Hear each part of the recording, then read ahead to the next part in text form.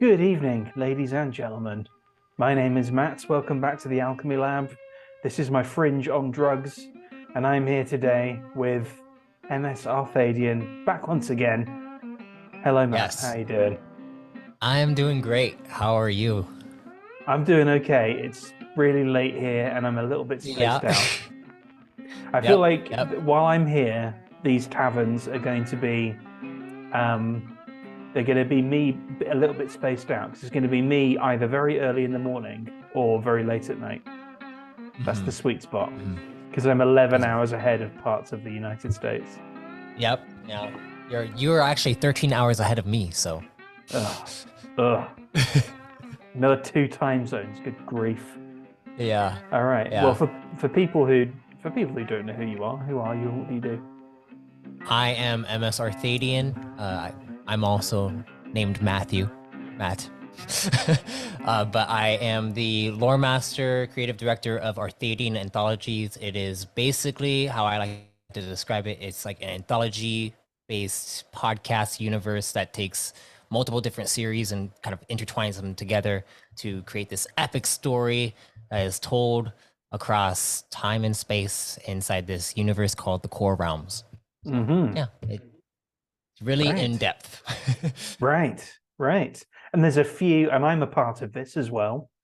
As Yes, is you as are. is Lee, who Uh huh. has appeared And on the we show. we have to get Lee back on because I have ideas of where like his character could be in the midst of everything that's been happening since Mm-hmm. he last came on. Yeah. Indeed, indeed. Well, we just finished something, didn't we?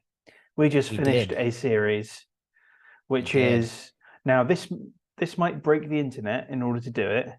Not literally like Nicki Minaj and putting champagne on her ass break the internet, but break my terrible internet.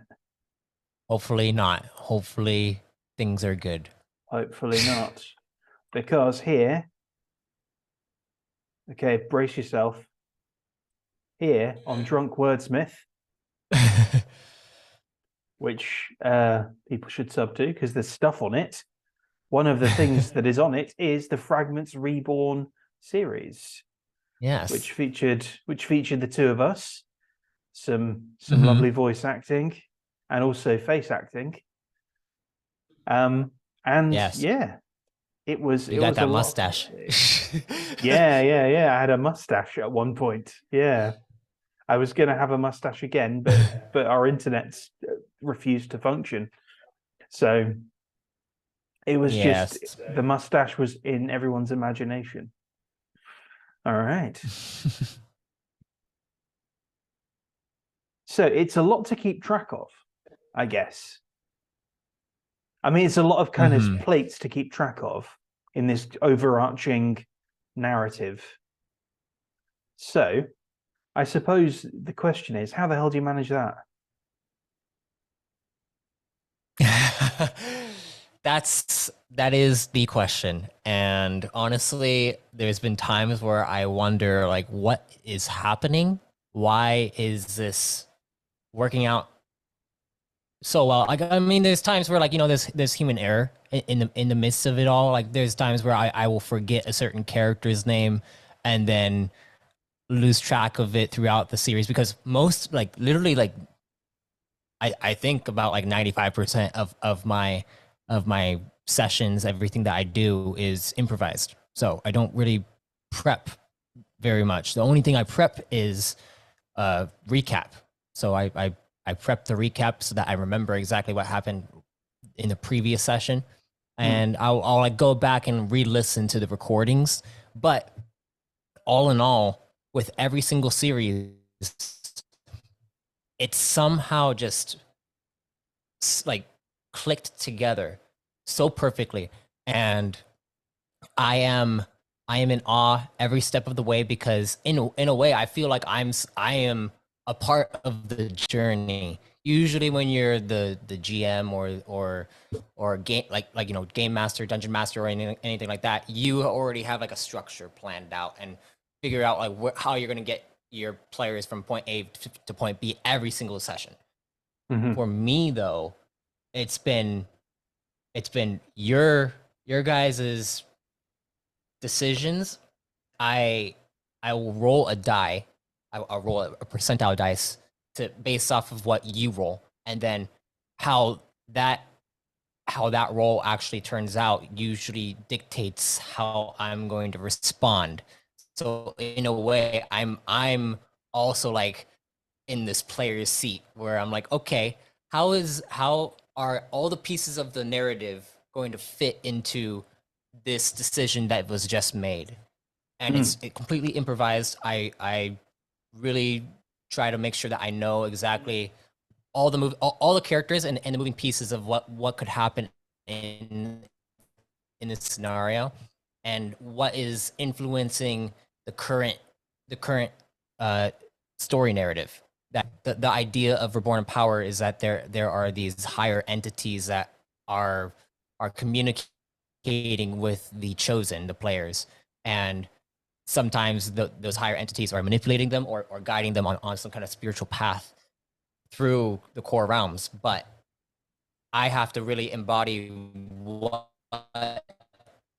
it is those entities and the reality of the situation is, and then find a way to really click it together. And every single time, I kid you not, like the dice roll perfectly that aligns with the story in a way that I could not anticipate it, except for like just letting it flow through me, letting the story flow, and letting the story flow through you guys and in the decisions and how you choose the paths that you take. And you can see it a lot inside the Fragments Reborn series. It's really interesting because the concept of the plan is very it's very overarching. It ties into a lot of different details throughout not just your series. Your series is like it really sheds a light on what is going on. But can I ask? In other, yeah, go ahead. Do you know what the plan is? I do. Okay. Is I it do. really beyond It's my just comprehension? the thing is that I know the end goal of the plan. I don't know. I throughout. So I've been working on this plan for 5 years now, and it's been even before this campaign ever started, even before you guys ever even made your characters to begin with in the New Age. And I was working on it at the very end of my last campaign that I never recorded, and it is what basically brought about the core reset. The last campaign is what brought about the core reset to begin with. And so I've been really working through this idea for a long time, and I didn't know how I was going to present it until you guys basically came in, and I'm like, okay, what are your characters going to be like? And based around that, I was going to be like, okay, this is how it's going to work. And usually I do that for every single thing. It's like I base the story around the characters that are made. And I kid you not, you guys made the perfect characters for the situation that is happening inside this entire campaign. I was so amazed by the fact that like you guys went the full like sci-fi, every like, you know, you have 2 Kron, a Sin, and then just 1 Redicon over here. Like, you know, Arak is the rock of the campaign. But like, it's funny because there is a huge storyline that has to do with Redicon throughout this entire series, and throughout this entire campaign. And Arak is the way that I'm going to be telling that story. He's the one that I've been like I've been using to really begin to tell that story. And that story is actually beginning to flesh out now inside the New Age campaign. Now that you are back with them and everything that's happening, you guys are on Thet with all the Redicon like core command people, and yeah, there's a lot that's about to happen. And I am just excited to be able to finally express the entire creative story that's been really fleshing out in my mind. And then also just be along for the ride, because that's what this has been, is that I don't feel like I feel like I'm not acting alone in this, that there is some kind of that there is a spirit to this that is truly helping with paving the way for an epic story to be told. Like a game with a bunch of groups actually, but there is one in particular that I've been gaming with for something like 3 years, and it's steadily grown a little bit. Like it started off with just me and 2 people, and now it's me and 4 other people. And one of them always says the dice tell a story. And it's like they always do. They are sort of the engine by which the story runs, particularly in TTRPG stuff. And when it really functions really nicely, we just got done with our sort of final battle. And they all nearly died. They all very, very nearly died. In fact, one of them in particular would have died. They had 3 things around them that had advantage against them, so I could roll 2 dice and take the highest one. And they all 6 dice rolls were fucking awful. and it spared this character, and I was like, wow, fate did not want you to die there. that's interesting. Yeah, but it's also interesting that improvising it as much, it allows you to kind of roll with the punches. Because one particular punch was me going, hey Matt, I'm going to Kyrgyzstan in like a couple of months. Yep. And I don't know how available I'm going to be for a little while. Yeah. So I was out of the New Age for like something like 7 weeks, or like longer. It was like 2 it months. was from I think you were. It was from like June to now October. Yeah, because the last one we record, well, the last one that went out was the one where I came back, which was 25, right? Yeah, 25, which was literally just last week from when we are recording right now. And when that happened, it was really interesting. Like everything that was going on in my life at that period of time, we were getting to this climactic point where you were going on this pod race, and there were like Nugonian situation going on with the Daimo Cortex and the Directive 140 and all of that. And when you told me about like, hey, just so you know, this is gonna happen, I didn't know what was like the plan, what I wanted to do, and how I was going to get you to be like separated from them. But then I like realized like, hey, this character Hagar, if people go back and watch the New Age, Hagar is a character that I had been planning to like really bring to light for a while, because he's a part of Liam's backstory. And if you go back and listen to A New Squad, and you listen to like Liam's storyline, like before you guys all met together, Hagar is like a big part of that storyline. And then when he returns, he's actually mentioned inside the Doctor series. So Arthadian Anthologies has multiple different series going on at the same time. Like it's an anthology, and so there are multiple different Reborn in Power series that I've been releasing, and each one kind of ties into the New Age as the main campaign. And the Doctor series follows Dr. Cal, which has been featured. He's been featured in the New Age a few times, especially during that time. That time when you were about to leave, is that Dr. Cal was actually there during the pod race. And Proto was there. Yeah, and Proto.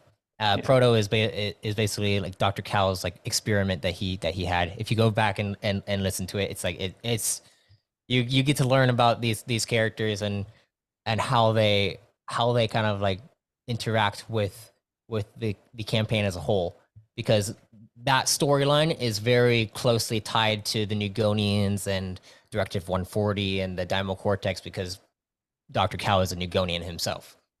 But Hagar specifically was tied to Liam's story, and he the way that he operates is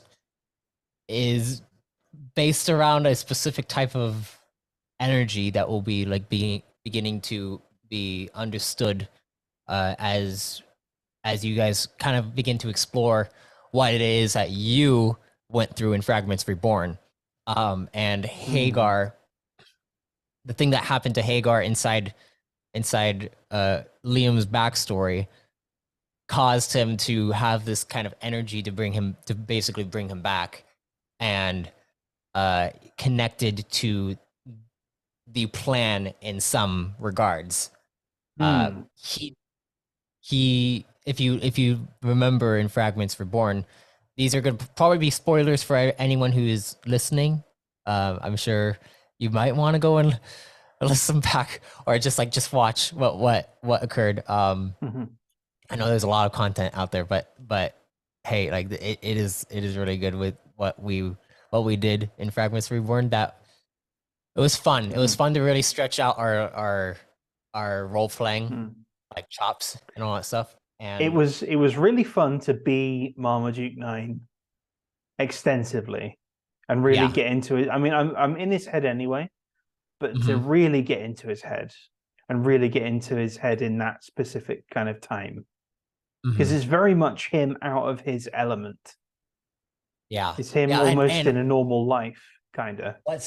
What's interesting is that because of that series, so I was trying to figure out how I was going to introduce your backstory to the New Age, because your backstory is very instrumental in what is happening. And then when you told me, like, hey, I'm gonna need to not be here for a little bit, and I'm like, okay, maybe we could try to figure out a way in which we could do your backstory, like actually really flesh out who Marmaduke 9 is. And like there have been times through fragments throughout the New Age when you have like your fragmentation coming through, your memories that are coming back from before the core reset, but it hurts you, and it's just they're very slight. They're not like super big, but with this, we were really able to dive in. And when we dove in, what I love about solo sessions and like solo, like just being able to solo someone, is that they get to actually really focus on themselves, and they don't have anyone else to rely on for like some kind of new like thought. You know, you get multiple perspectives going into like a situation that might be hard to figure out, and you want to get like everyone's take on what their characters should do. But when you're solo, when you're by yourself, you're asking NPCs, and like I can give you little hints and stuff like that as NPCs. But if you're by yourself in a situation, like when Marmaduke is out in space, you're just floating out in space, and then you feel something, and you have to make a decision. Am I going to stay out here to try to figure out what this something is, or am I going to go back in because I don't want to be affected by whatever that something is? And throughout your series, I really love how we were able to take the fragments that you were going through and explore deeper. And I was like, how am I going to do this? Hagar really wants, like, the concept of Fragments Reborn is basically Hagar wants a way to be connected to this bigger plan, right? And so he needs something to show, to basically like give a gift to the people who are running this plan. And so he went out in search of Liam and Marmaduke. because they both are a part of this plan in some way. And so that was like the whole situation that happened inside the New Age. And when you got taken, that's why Proto went in to try to grab Liam, right? Proto went in to try to grab Liam while Hagar was out in the race. Hagar was originally the pilot inside the solar orbiter. So he was a pilot. So he knew how to like handle like the ships and all that stuff. And so he went after Marmaduke, who was inside the pilot stuff. And then just like all of this stuff started occurring. Go back and listen to, I believe it's entry 16 and 17 of, yeah, because entry 15 was the session where you guys had the time skip, the week-long time skip to prepare for the pod race. Entry 16 and 17 was the pod race, I think. And then, yeah, that's when you got taken. And then the Fragments Reborn started right after that. Right. Well, I think we've sort of segued into some of the questions here, because I have questions, because questions have been submitted. Oh, really? Really? Okay. Indeed. And thank you, Leslie Shu, for the questions.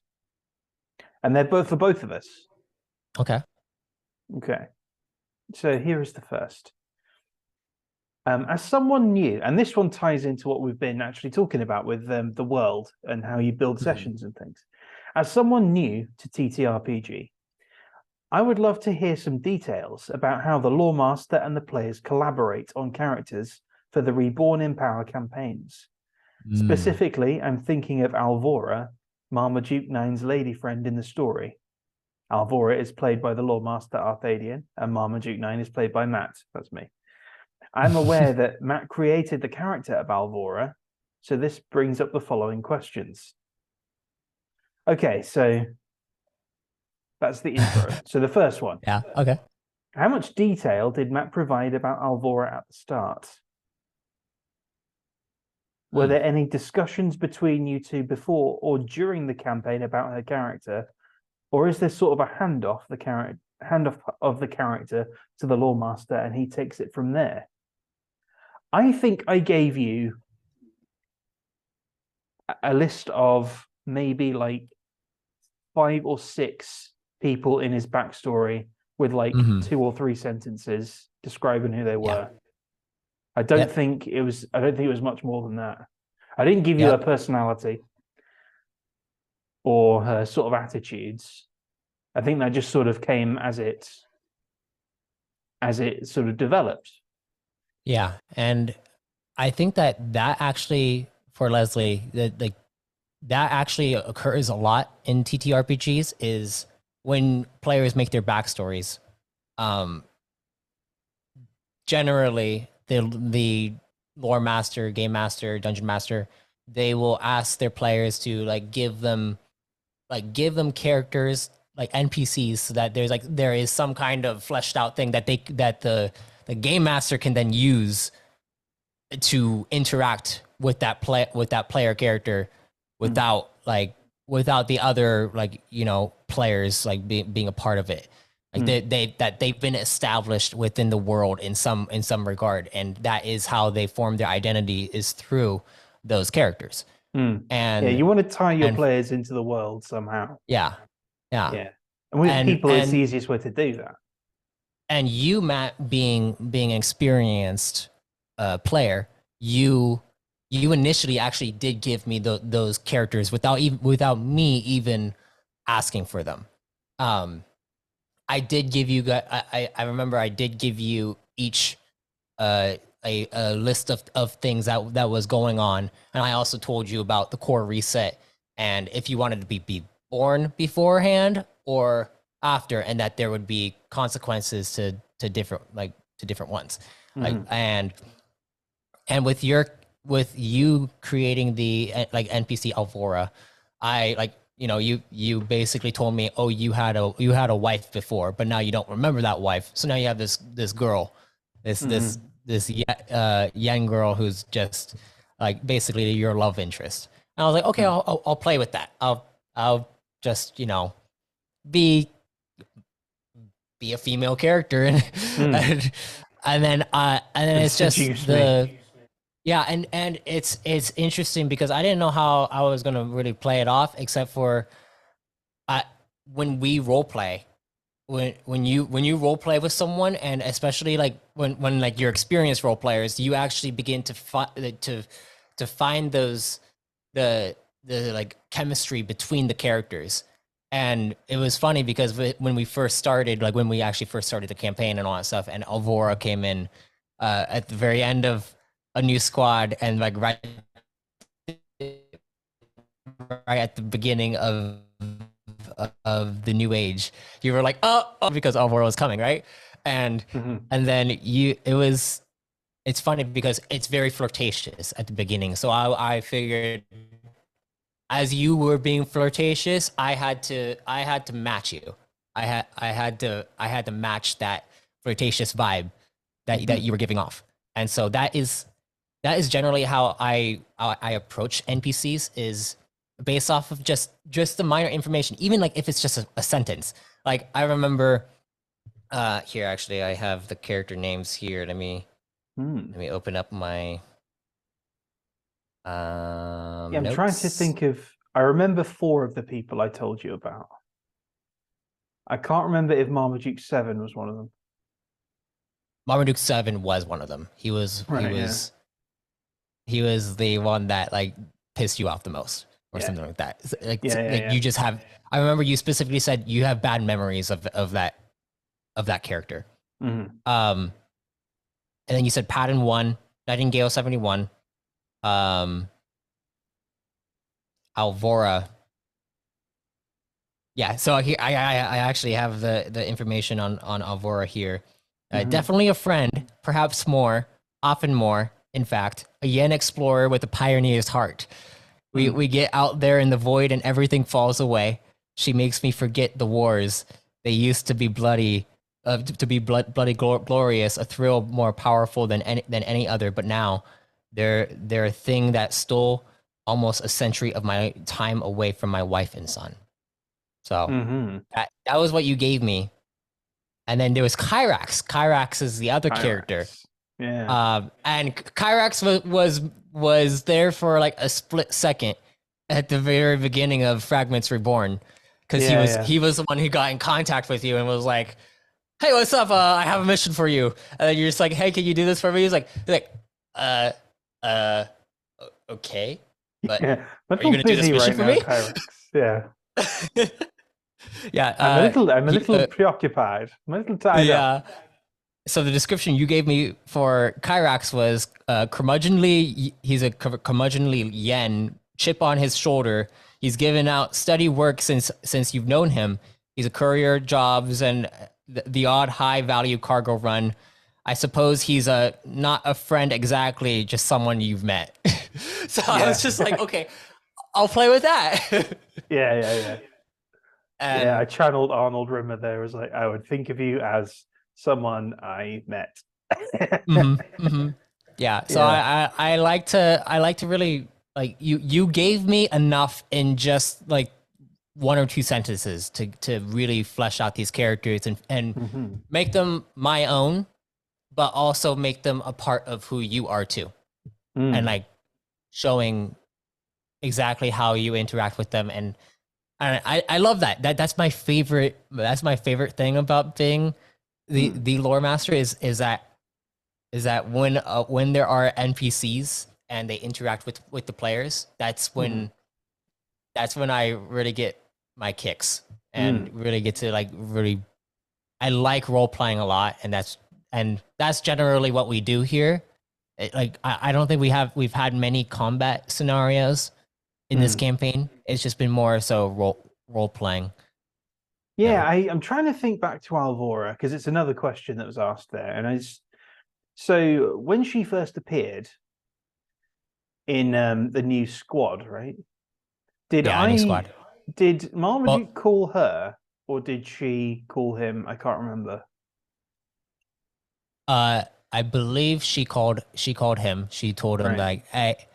hey, I'm coming over because I have a surprise for you. That Right. surprise never Yes. actually like happened because of everything that like occurred with Hmm. what was happening in Turth Twin Trek at the time Mm. and the festival, and then you guys going on Directive 140. Mm. All right. Yeah. So another Leslie continues here. Mm-hmm.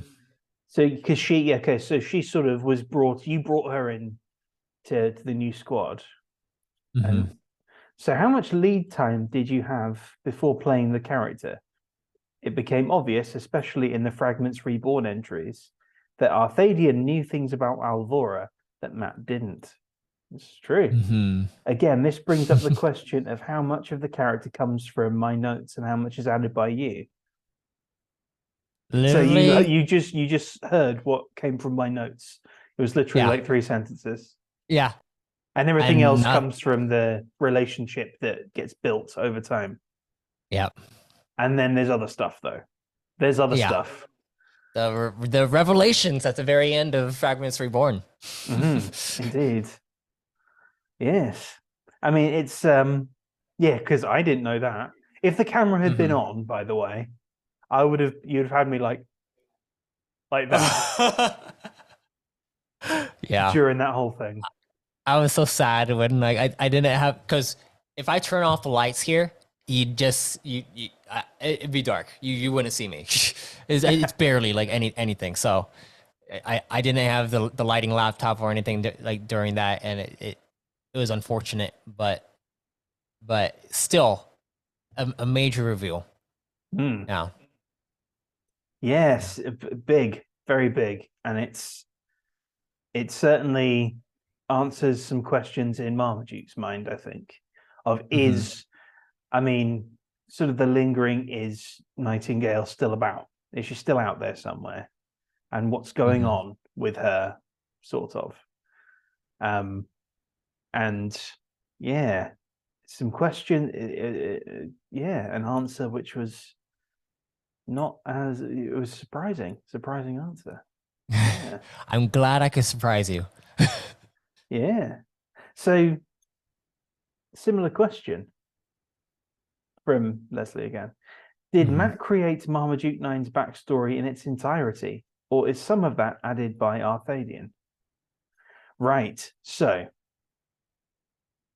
again, I can't remember exactly what I told you. I think I tend to write pretty long backstories. And Yeah. I don't know how long it was. I imagine it was pretty long if it's anything like any of the other characters that I've done in anything else. I, I actually I don't think you gave me much of a backstory. The thing is because of I um guess because of the because reset, of right? the yeah, because of the nature of the core reset, you didn't really give me Mm, much. You just gave me you're a pilot, like you're a really really good pilot. That is basically mm, your entire niche, and you also gave me all the different NPCs and how they are with you and like and mm, all that stuff. And then we didn't really like we like there wasn't much. I I basically had to figure out what it was that you came from. mm. Um, I think I probably because this is stuff because of the core reset. I think there's a bunch of stuff that like and player Matt doesn't know and Marmaduke doesn't know. and and also the fact that this is a new universe that Yeah. you don't know much about. So Mm, there wasn't enough for you to really pull actual actual concepts from the core realms in order to create a really full fleshed out backstory that you yeah. probably would have wanted. I mean, Um, to an I'm sure extent, I like as suppose. yeah, as things begin to like as you are learning more about the core realms, I'm sure if you were to make a new character, you'd probably start to be like, okay, like now that I have a grasp of everything, I Mm, could make a new character and start to flesh out their backstory a bit more with like things about like the void walkers, right. Nugonians that might have been in your past or something like that or maybe you make a new Gonian that's a part of that stuff. But yeah. But I mean, potentially, yeah, potentially. Hmm. I mean, I think what I knew. So what I knew as Marmaduke and what I knew as Matt kind of going in and making that character was he was a hotshot fighter pilot. That's something I wanted from the beginning. I wanted to be a hotshot fighter pilot. Who was kind of caught up in the reset on a mission or something like that. And then it kind of I feel like him being abandoned on a mission or him running into trouble on a mission, that either came from me or we sort of workshopped that back and forth. I can't remember exactly. And then there was the characters and my sort of emotional connection to them. And then I think that's pretty much it. Yeah, I don't think I gave you much at all.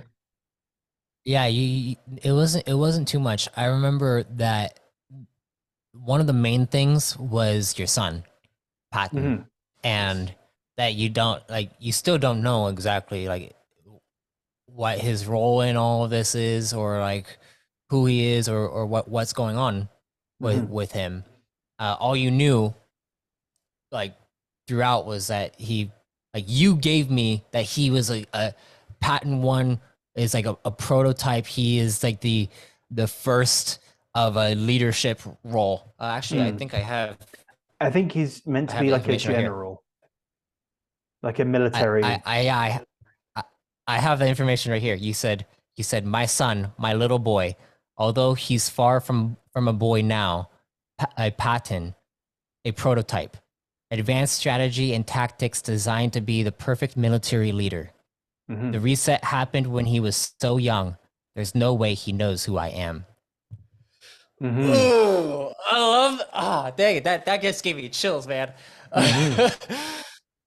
Yeah, what did just the end there? There's no way he knows who I am. Yeah. Well, I mean, we'll see. We'll see about that at some point, maybe. Yeah. I'm curious as to what I said about Nightingale. Or if I said anything about I have it right here if you want. Yeah. Because we've heard everybody else. Nightingale 71. The missus. Nightingale 71. My wife. I remember her face clearly behind the wedding veil. I remember her kiss. I remember her laugh, her hands, but nothing else. The feeling of love, the image of her gives me an overwhelming. I wish I knew where she was. Would she even know my name if she saw me?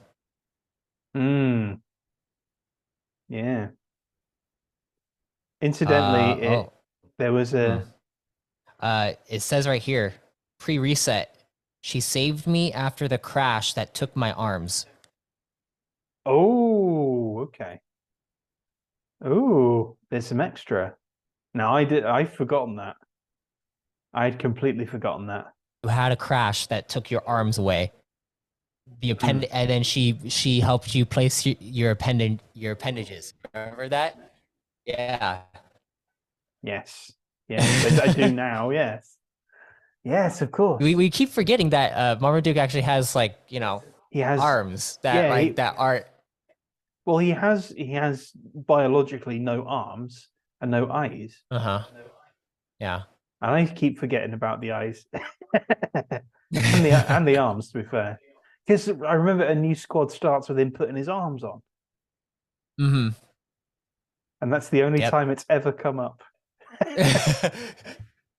Oh, you also brought up when you and Commander, I think it was Commander Kurter, were fighting the Velociraptors in Entry 6. You had the cigar, you lit it with your finger. Yes, I had the lighter in the finger. Yes. Yeah. All right. Any more questions? Yes. So there's a more general question for me. Okay. Do you know, as the player? Sorry, I messed that up. It's nearly 2 a.m. Do you, as the player, know things about the story or your character that your character doesn't? Right. I try and avoid this as much as possible.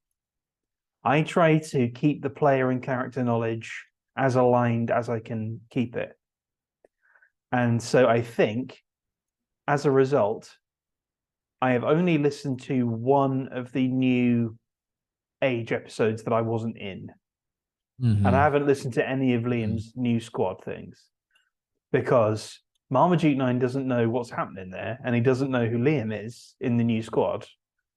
So I'm like, well, if I know, then I might. I don't know. It'd feel weird. I need to not know that. Yeah, because that also brings up the topic of metagaming and how like if a player has knowledge that another player character only knows, then that player might like later on down the line forget that they know that knowledge, forget where they know that knowledge from, and then bring it up as their character, or start asking leading questions in order for their character to now gain that knowledge when they originally wouldn't even know to ask those questions to begin with. And that's metagaming. Yeah. And I don't know if like it's the same. I don't know if the rest of them, if like Sai and Arok and Liam have listened to Fragments Reborn. I don't know if they have. If I don't think so. Yeah. I mean, I don't think so. part of me hopes they haven't. So they don't know the stuff. So it can be fresh. No, I really don't. I really don't think that they've listened to any of it. So I'm actually really excited about next session. Yeah. Because I know those subjects are gonna start being brought up. Yes, they will. But yeah. Particularly to Liam, because that's the question has come into my mind. What the hell does he know about what's going on? Does he know anything, even subconsciously? I know it's just funny because it's Liam, and it's just you want some dirty rice? Mix tends to forget a lot of the things that he knows himself. So that's the thing. So you're gonna ask questions, and then he's gonna be like, "Lore Master, what was that again?" And I'm gonna have to let him recall the things that he knows. Oh boy, I need to ask him about that planet. I need to remember that the planet he was over with Buddy. Yeah, I need to ask him about that before Buddy became Buddy. All right, and the last question here. When Alvora was introduced, she seemed like someone who would stay out of the fray. In Fragments Reborn, she's wearing armor and wielding photon knives. Was Matt / Marmaduke 9 surprised to see her in armor, or did he already know this about her? I didn't know that. I was surprised to see her in armor, and Marmaduke 9 was very aroused to see her in armor. And I remember at the very beginning, like you wanted to keep her out of out of harm's way a lot of the time. And I mean the way I saw it, it might be part of it me forgetting that I said she was an intrepid explorer. I think that might be me just forgetting that I said she was an explorer. She would be like she specifically said that she was a yen explorer, and that there was something going on, and then that's how she met your people, right? Because they shot her out of the sky too. Right. Yes. Yeah. So yeah, I didn't know that about her, but in retrospect, I should have. If I'd remembered the stuff that I put in that backstory, I would have remembered that. Yeah, but I forgot, so I didn't. Yeah. All right. Yeah, that's that's all the questions I had. It was quite a few. I hope we've answered them all satisfactorily. Yeah, it's one of those things with when you start a new thing, and you have a sort of galaxy to, well, I mean a universe, I guess, to sort of play with. Mm-hmm. What do you do with that? Like with the Shattered Lands in the Streets of Mir campaign. One of the things, well, in all of the Shattered Lands campaigns I've done, I've had players say, where are you from? Just make it up. Make up an island that you're from, like one of the floating rocks. And what happens there? What's the culture there? How have you? Who's there? Where? Like things like that. Just kind of broaden the world, kind of session by session, and have a new place. Like in Streets of Mir, I think case number 3 or case number 4, where Gracchus goes off to an island called Kalgargarak, which is the like this wild orc populated island with jungle, like thick jungle, and it's one of the only places with water, and there's like crazy wildlife there. That came from a guy who we ran, I think the first ever Shattered Lands like sessions with, another guy also called Matt who was a Kiwi, and he said he had a lizard man. He made like a lizard man creature, and he was like, this guy's from this island, which is very wild. It's called Kalgargarak. It's got all this crazy wildlife on it. And I was like, boom, that's in there. That's coming back at some point. Definitely, because that's a rich environment where you can have a quest or have a series of quests. I think it's come up a couple of times, actually, Kalgargarak. I think that's like one of the best parts. Something my DM, who like he's been on my podcast before, and we've talked about D&D and just tabletop RPGs in general, and he mentioned how like one of the best aspects of being, the world builder in the game master and the dungeon master is that when you're making the world, your players actually get a part in making the world. And like there is actually like a part in that. And I remember in my Reborn in Power campaign when my friend Ryan, like my DM, he made his character, and he made his character a yen, and I knew that he was he's done his fair share of world building. I was like, okay, so I'm just gonna tell you, like, do you want to create a world? Like, do you want to just like come up with a world that you're from? And he was like, okay. And so he created this world that is now a huge part of my lore, and it's actually like a part of the story from back when, if you go back to season 3 of the podcast and entries, starting from entry 60 to 69, that is actually the Yen saga, and that actually features Ryan's character, and Ryan actually plays in a trilogy, and it is huge. It is a huge part of the storyline, and it actually takes place over a century before the New Age campaign. Oh, and it is it actually ties in to a lot of different things that are happening in the New Age, and also other series as well, like the Doctor and all that. And so, right, that's for you guys. Just that may not be for so me. Like, if I no, not yeah, maybe not yeah, for you guys, maybe not for me. Going back to that idea is that when you have players, the players also are like a huge part of the world building experience, and they get to like really make you know, you have these islands, like a player could make an island inside the Shattered Lands, and it becomes a go-to location within the world that multiple other characters that like can stem from, and then now they have a shared culture surrounding multiple different campaigns, and that's it's a huge joy, and and it allows you to tell stories from like back in the day and be like, oh, remember this. Now this thing is coming up inside this campaign, and they're like, I remember this from that character.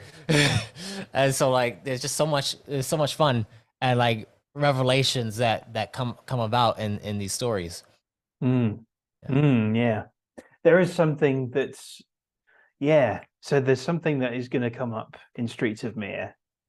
I'm not going to spoil it, but it's something that came up in another campaign, and it's going to come up in Streets of Mir. Now, it's not something that anyone is going to get apart from people who've played in that campaign.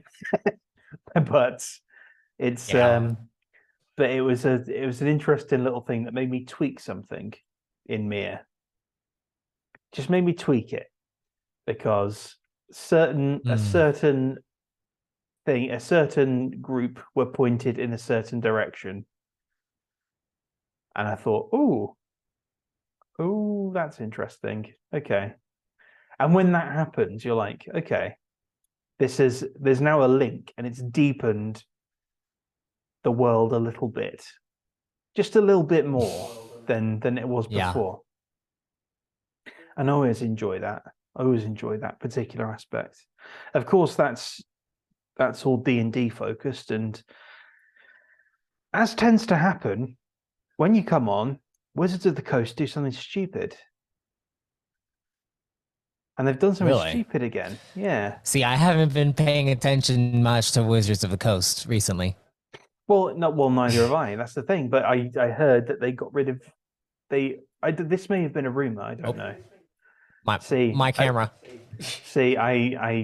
I mentioned Wizards of the Coast, and he got so heated that his camera overheated, and now he needs to switch to another one. But I don't know if you've heard this. It's and I don't know if it's just a rumor or if it's something that's actually happening. They're getting rid of druids, and they're getting rid of something else. They're getting rid of druids? This is what I heard. It's something to do with the religion, the religious aspects. Really? Yeah.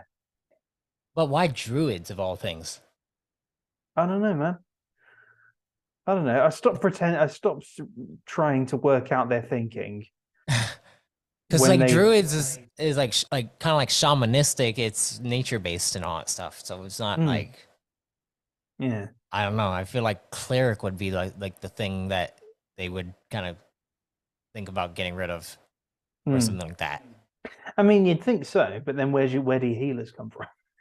Well, I guess druids. Yeah, I guess druids. But it's a strange thing. It's a strange thing. Like, we're talking about world building and things like that. We're talking about. I mean, our stuff is. Well, I mean, the core realms is homebrewed to a degree because you have. I mean, it has started as all TTRPGs begin, with someone homebrewing some stuff and seeing what works. And it's sort of becoming its own full-fledged thing. It has become its own full-fledged thing. But when it comes to like homebrewing, it's like, we've said this before, just do what you want. I don't understand why there ever needs to be an issue, particularly with something. I don't understand why there ever needs to be an issue with, I don't like this rule. Okay, well, we'll just get rid of it for this particular campaign. Oh, okay. I feel like a lot of it comes from the mentality of wanting to control, wanting to control what other people say and do, and in a way, this is just like, because a lot of people at Wizards of the Coast have this mentality. They view it as hey, we need to control the culture. We need to control the culture of tabletop RPGs. So now, Mm. because everyone plays D&D, this is what is allowed and this is what is not allowed. Mm. But that's just not like they can't stop us from playing how we're going to play, and then also Right. creating like what we're going to create. But then it's just like, if we want to make things and sell them, like if we want to commercialize our own games and our own like worlds and all that stuff, and use actual like their rules, like they're just saying like, okay, now they're putting a block on people who are going to be using their rules, and Mm. be like, okay, well, if you're going to do that, then I'm just going to go and make my own stuff and do this other stuff. They're Mm. basically kind of shooting themselves in the foot, and take like Yeah. at Well, this point. they would try the people they're trying to control are the people that realize, oh, we don't have to do any of that, Mm-hmm, mm-hmm. so we won't. Oh, you're getting rid of And all the racial. You're getting rid of all the racial like buffs and minuses. Okay, well, I'm going to go ahead and bring them back for this campaign. I'm just going to go ahead and do yeah, that. the thing is that you just have to let people kind of do what they're gonna do, Mm. and if Wizards of the Coast is deciding to make these decisions, then that is on them, and we'll see where that goes. I'm sure there's still going to be a lot of people who will still play it because they just have this view of things of sticking to the one thing that they know, and Mm. they don't deviate from it. I mean, to an But that extent, like it's the only game in town. I mean, it's not obviously, it's but not, but it's to like people who yeah. are just getting into it, it's Hmm. sort of the only game in town because it's especially if you're on something like Roll20, where it's the Yeah. most populated game. Like trying to find a Pathfinder game after the stuff at the beginning of was it the beginning of this year or beginning of last year that they completely shit their pants? I think it was last year, wasn't it? It was this year. It was It's actually this this year. year. It feels like so long ago. It does. It feels like ages ago. There was so much stuff Yeah. happening at the start of this year, but Hmm. even with all that going off and their press in the gutter, it was not easy to find a Pathfinder game on Roll20. It was not Mm. easy, and I was like, why is this difficult? And I can't even imagine trying to because they're probably the top two, I would say, like D&D and Pathfinder for like fantasy Yeah. RPGs especially. So I can't Yeah. imagine going like I want to try and find a group that will do the Alien RPG. It's like, well, you're it. You are the group. It's you. Just, In essence, you have to like start like looking everywhere, like Reddit, and be like, is anyone looking for a group or something like that? But then Reddit is toxic, and then the worry is about fitting in with a specific group mm, online. And the thing is that like maybe you have friends, but it's so hard to find a group nowadays.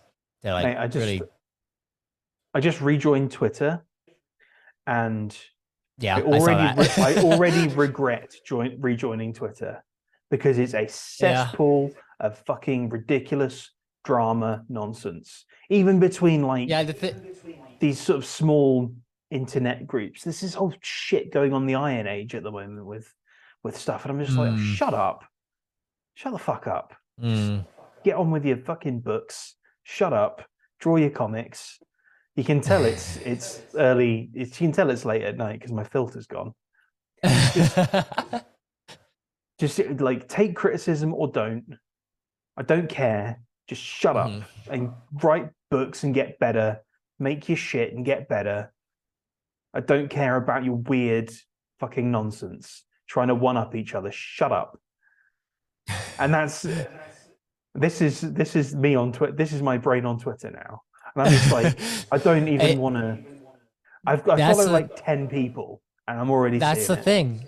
That's the thing is that the Twitter also pulls this out of you now, because like you go on to it, that's how they act, and then now you're the one who's just like, I want to react to you, I want to give you my 2 cents, and now you are becoming a part of the cesspool.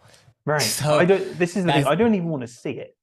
yeah. This is why I follow like 10 people, but still following 10 people, it still comes up. And there's that little For You feed that's just full of just garbage.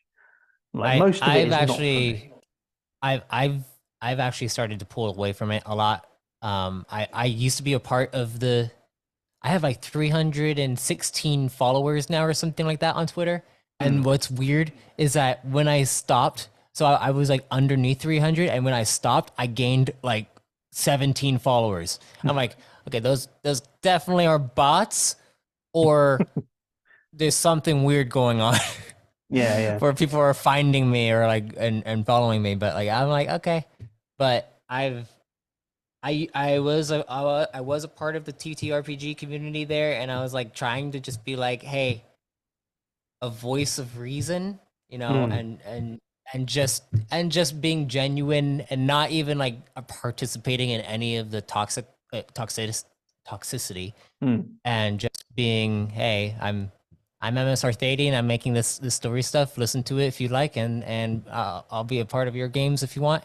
I was able to find a few other indie creators and stuff, and you know they have their own views, and I was just like, okay, you're gonna believe what you're gonna believe, as long as we don't bring up the politics or anything like that. Like we could be friends. And the thing is that like if I were to give them my 2 cents, they probably would have been like shut me out or stuff like that. But the thing is, I'm not gonna do that unless they give me a reason to, you know.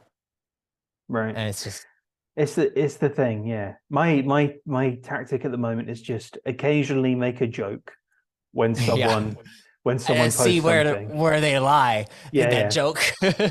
Well, it's not even that. It's just like just make the odd joke and see if like just reply and be like, hey, just be a little bit whimsical and promote things, and that's pretty much it.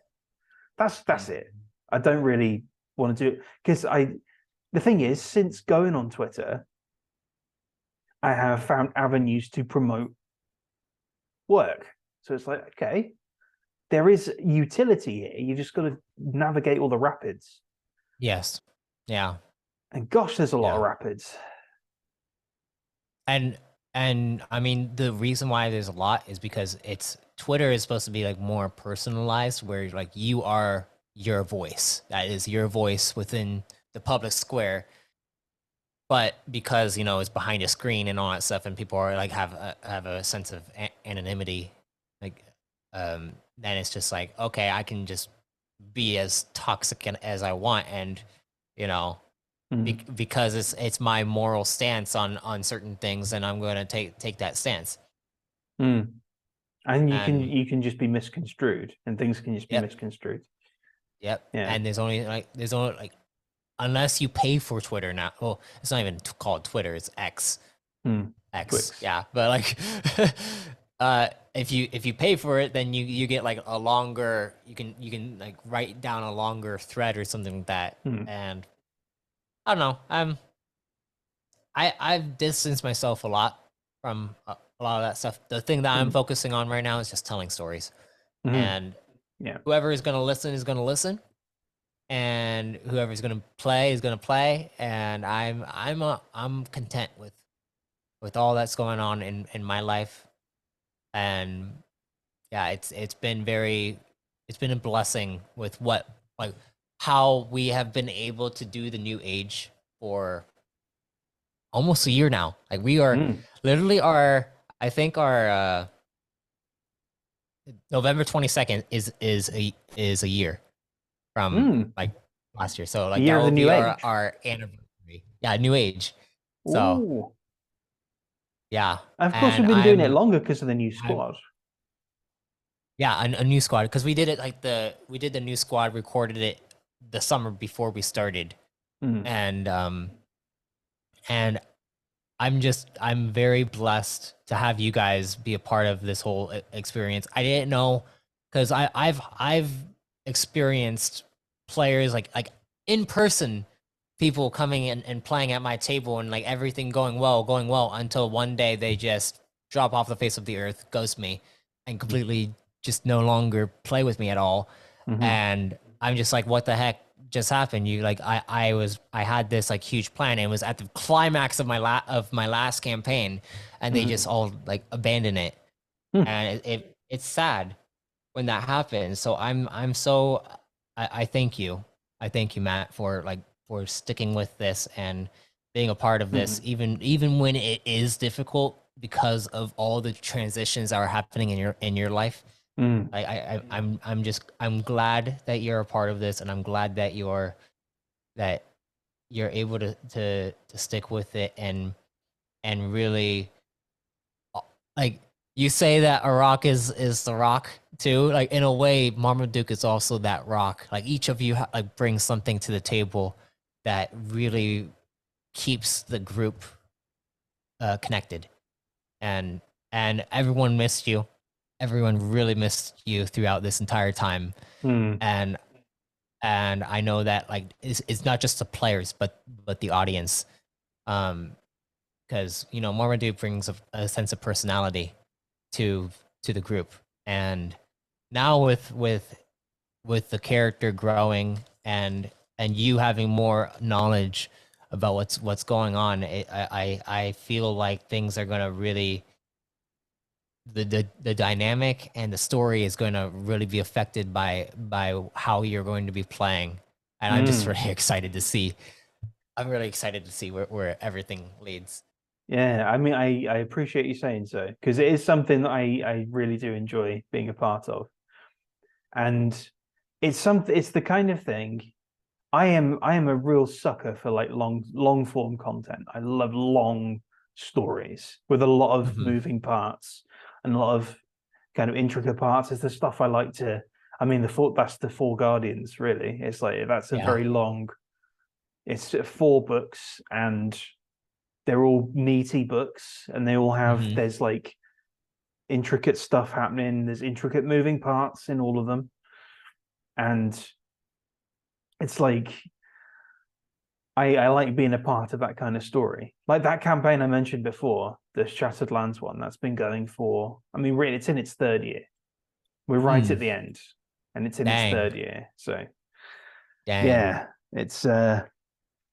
yeah, it's a whole thing. It's a whole thing. I don't know what I'm gonna do when it's over.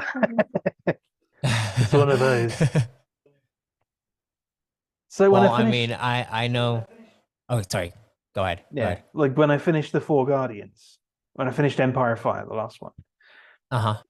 one of the first things I did was start thinking about a spin-off. And I'm now something like nearly 50,000 words into that spin-off. Wow. And Whoa.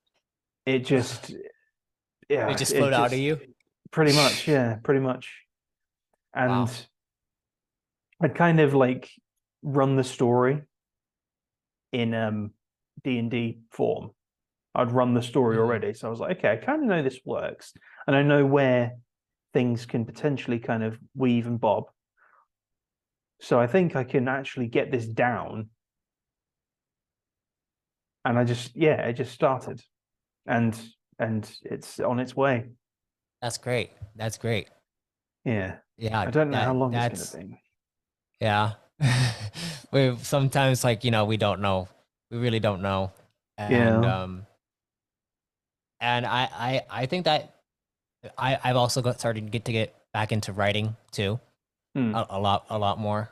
And I know that like being a game master and then like writing as well, it's like that there's a transition there Hmm. because you're you know the players are a part of the story, but now when you're writing it you have to really like think about every single character and trying to make everything work out within the writing process. And um I've been I know that I'm not sure how like how you handle it when you are writing, that's actually a question for me, for you, is that do you actually write in the characters of like some players that you have, like when you are writing about that stuff, or do you try to like keep the player characters away from the actual written novel that you're working on? Um, so to a degree, so in the Four Guardians, that started off life sort of as a D&D campaign because it was based off a D&D campaign that Lee ran, and it sort of transitioned into script form because I wanted to have it. I write an animated series, and I think I wrote like 11 or 12 episodes of that. And Wow. yeah, and trying to get anything off the ground is I mean, and I'm not an animator. Definitely animated series are probably like the hardest thing to like get off the ground. Right. Well, I'm not an animator, so it was extra. Yeah. And then I thought, okay, well, could it be a Yeah. comic? I thought, well, it could maybe be a comic, but that's going to require collaboration with an artist / paying an artist, and I can't afford to do that for like a comic. And in order to like, particularly just starting out, you need to be all of the things. If you're making a comic, you need to be the artist and the writer and the shader and all of that stuff. So, and I'm like, well, I'm one of those things. I'm not all of them, and I don't really know enough about the industry. So I was like, I mean, I could just try it as a book and see how it goes. And it ended up as a book. It just, I was thinking about starting it for like a couple of months, just thinking about it, reading over the episodes and thinking, okay, yeah, it could probably, maybe. And then it started as a book. And I think with each iteration, the characters moved further away from being those player characters and more into being their own entity. And by the time it got to the book, they were not those player characters anymore. They were something else. Yeah. There was like the rough template of maybe some appearance stuff or maybe like their role. But for the most part, they were completely different. That's interesting because for me, right now, what I'm doing is I'm actually writing Kyver's like actual like story and his backstory, and I'm currently, I think I'm 11 or 12 chapters into it, but when I made Kyver originally, I made him as the brother of one of my other players, and his like Kyver has a brother, and his brother is a player character, like a chosen, and he has his own series that hasn't released yet, but it's going to be releasing soon, and like we'll be tying into the new age and all that stuff. And in the story, I write the backstory of their growing up. So I have to write I write Kyver as a kid, but also I write Deacon, his brother, who is played by one of my friends, and so I've been trying to write in a way that is it makes sense to the character, but also it's like I had to write from like a child's perspective too, and like how he acted before, and just his personality. And so it's been really interesting to do that. And I was like that is like, I know when you're writing, you tend to put a little bit of yourself into it, but now I'm trying to figure out like I need to put in the player into the character as I'm writing them, and how to do that, but also like how like they've made the character too. So it's been really interesting. Yeah, one of the hardest go ahead. things one of the hardest things to do for me when writing that book in particular was taking me out of it almost completely and going, okay, what would he do? Not what would I do? What would he do in this situation? And I had to keep doing that, particularly in Out of the Ashes in the first one, because I was just like, because one of my character was Ironclad, which was well, not in name, but I had to kind of, as I was sort of planning out where it was going, I'm like, okay, it's not what I would do, it's what he would do. And it was, particularly in the script phase, it was very tricky. Interesting. Yeah. That's also a huge thing when it comes to role playing in general, is when you start your first character, you usually do what you're gonna do. But then as you get more and more experience, you start to think about, and you start to think about and challenge yourself in really playing the character as opposed to playing who you are, and thinking about how the character is going to react in a situation that you normally would react a different way. And then that's a huge part of role playing, is you make a character that is completely opposite of who you are as a person, and then you have to really like take on that role. And I think that's also really fun to do. Oh yeah. Well, yeah, that's been the most fun I've had, making someone that's not me at all, and seeing just getting into that person's head. It reminds me of Lee playing Nixaris Nas. Oh gosh, inside the New Age, because apparently like that's not his character that he usually plays. Not at all. No, not at all. The kind of character he plays is Cassius Valentine. Yeah. Who is he would be playing the Marmaduke 9. This isn't, Marmaduke isn't the kind of character that I would play normally. I would be like quirky. Quirky to the max. Like I'm the one who tries making pacifist characters in a game that is ends up being very combat focused. Like, will it work? Can it work? It might not work, but let's just see if it works. And it hasn't not worked yet, I will say. But yeah, it's the best way to do it is just to be like this. Not only, it's also easy. It's the easiest to role play because they're not you, as well. Yeah.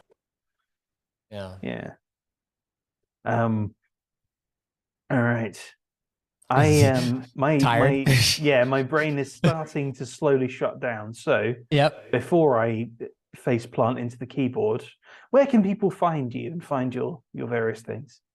All right. Well, you can find basically everything at arthadiananthologies.com. There's a podcast there. You could actually purchase Chosen Creation, which is like the Reborn in Power rules and all that stuff, for $12 or $5 a month if you want to contribute to everything. $5 a month will get you Chosen Creation, as well as these exclusive entries I've made. I've made a Rune Forger one and a Core Command one, and those actually come with like new skills, feats, and abilities and all that stuff, and also gear as well. So that's there. Listen to the podcast. It's on Spotify, Apple Podcasts, Google Podcasts, basically anywhere you get your podcasts. I do recommend. So I also have a link tree, and the link tree actually breaks down each series itself, and like they all have their own separate links. So nice. It would be linktree /MSArthadian. So that will be where it's at, and you'll get all the links. You can join the Discord, chat with these guys, and even like if you join the Discord and you become like a chosen and have the chosen role, you could actually be an audience member in the New Age campaign when we're running it too, and other series too. there's other series being recorded at the same time. But yeah, Arthadian anthologies, MSArthadian, wherever you find like social media, check it out. And yeah, that's where you can find me. Nice. Well, of course, you can find me here at the Alchemy Lab on YouTube. Also at Drunk Wordsmith, where you can find Fragments Reborn, and you can see it in some visual form as well as in audio. Yes. I mentioned I'm on Twitter. I might as well tell you that I'm at Waterhouse Books on Twitter. Enter at your own peril. Also on Minds, also on Substack at mattwaterhouse.substack.com, where there's short stories and various sort of travel writing about this incredible country I am in. I forgot the word for country then. And you can find my various works as well on Amazon mainly. So the Four Guardian series, which is now complete. Ain't no George R.R. Martin in this town. Oh, hell no. You can find the Kodiak series, which is ongoing. That's mainly novellas, Eye of the Universe, and Red Saints, sci-fi works. So I would describe those more, but I'm literally about to collapse. So take care, everybody, and I'll see you next time. See you, everyone.